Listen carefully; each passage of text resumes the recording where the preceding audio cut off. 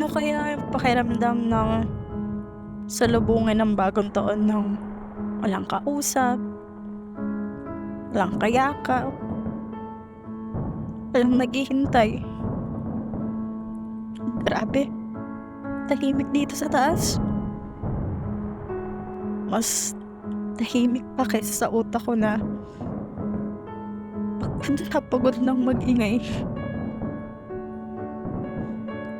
Dati, dali akong tumawa kahit walang dahilan. Di ko iniisip kung sapat ba ako. Hindi ko binibilang kung ilang beses ako naalala. Basta, masaya lang. Hanggang sa unti-unti, naging tahimik na lang sa gitna ng ingay.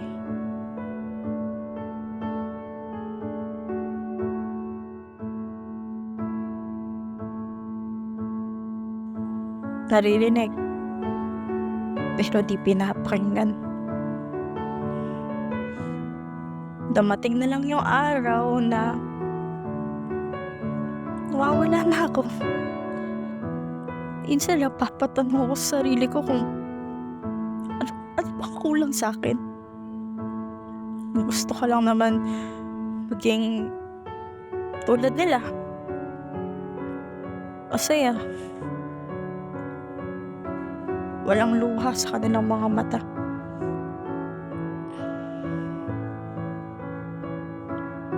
Natuto kong ngumiti kahit mabigat. Tumawa kahit pagod. Nabukan ko namang magsabi. Nabukan kong humingi ng tulong. Pero parang palaging mali ang tahimik ko.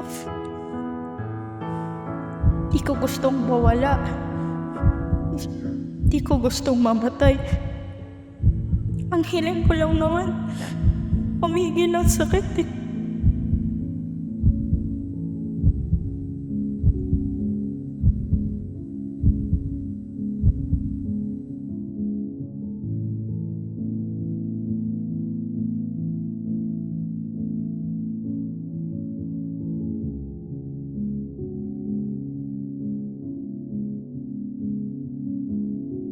Pero sa huli,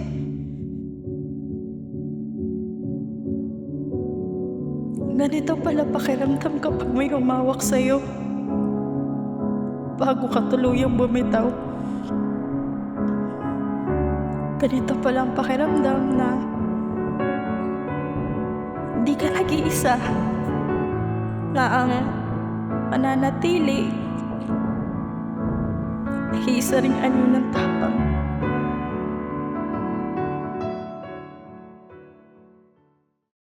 Bawat ngiti,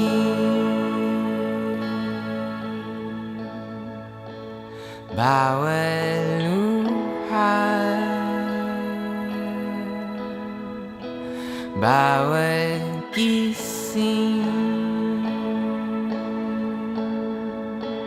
bawat pikir,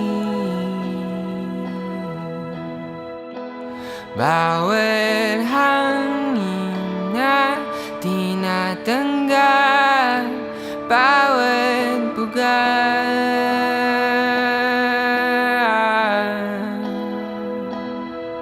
At habang ika'y hinayakap ng maigi,